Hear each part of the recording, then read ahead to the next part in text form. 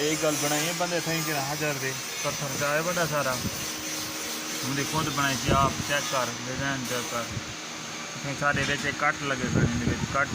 खुद आप तैयार किए सारे सामने अच्छी खुद आप सारा कुछ आप बनाए थे चेक कर पीछे बैग चेक कर